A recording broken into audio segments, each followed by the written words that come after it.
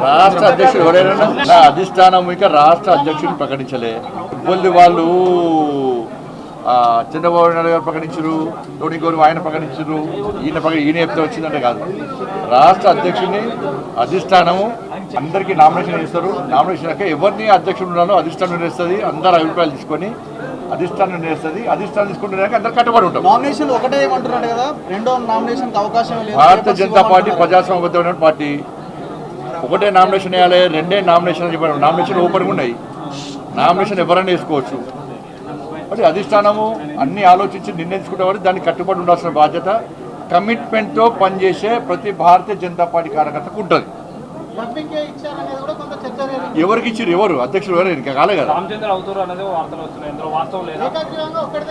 సాయంత్రం ప్రకటిస్తారు. సాయంత్రం చెప్తారు నామినేషన్స్ తర్వాత. ఎవరు నామినేషన్ ఇస్తారో నామినేషన్స్ తర్వాత అధిష్టానం ఆలోచించి అప్పుడు అభ్యర్థిని ప్రకటిస్తారు. దాని తర్వాత రేపు సమావేశం పెడతారని చెప్పి ఇప్పుడు అన్ని ఫాల్తు మాటలు అంటారు వాటిని.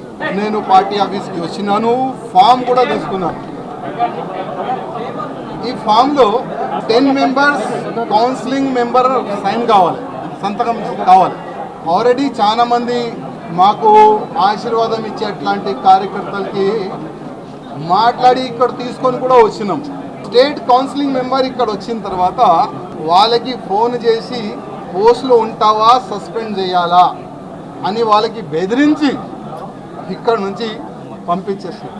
కానీ ఆల్రెడీ డిసైడెడ్ ఎవరికి ప్రెజెంట్ చేయాలి, ఎట్లా చేయాలి అని ఆల్రెడీ వాళ్ళు డిసైడ్ చేసుకొని పైన కూర్చున్నారు. కిషన్ రెడ్డి గారికి ఒక మాట చెప్పి వచ్చిన, కిషన్ రెడ్డి గారు మీ చేతి నుంచే ఇవాళ భారతీయ జనతా పార్టీలో నేను జాయిన్ అయినా, నేను నా రాజీనామా మీ చేతికే ఇస్తున్నా, ప్లీజ్ మీరు యాక్సెప్ట్ చేయండి అని కిషన్ రెడ్డి గారికి ఒక లెటర్ ఇచ్చి వచ్చిన, రిజైన్ లెటర్ పార్టీ.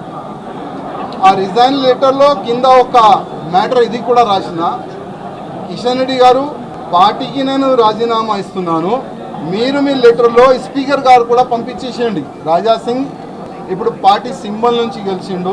రాజాసింగ్ ఇప్పుడు బీజేపీ ఎమ్మెల్యే కాదు, ఆయనకి సస్పెండ్ చేయనని స్పీకర్ కూడా ఒక లెటర్ రాసిస్తే నేను దానికి సపోర్ట్ చేస్తాను. ఎందుకంటే పార్టీ సింబల్తోని గెలిచిన తర్వాత పార్టీకి రిజైన్ ఇచ్చిన తర్వాత పార్టీలో అంటే పార్టీ బీజేపీ ఎమ్మెల్యే ఉండకూడదు కదా అని ఆ విధంగా ఒక లెటర్ మా కిషన్ రెడ్డి గారికి. అందుకోసం అయ్యా మీ పార్టీకి దండం, మీకు దండం అని ఒక లవ్ లెటర్ ఇచ్చి వెళ్తున్నాం. జై శ్రీరామ్.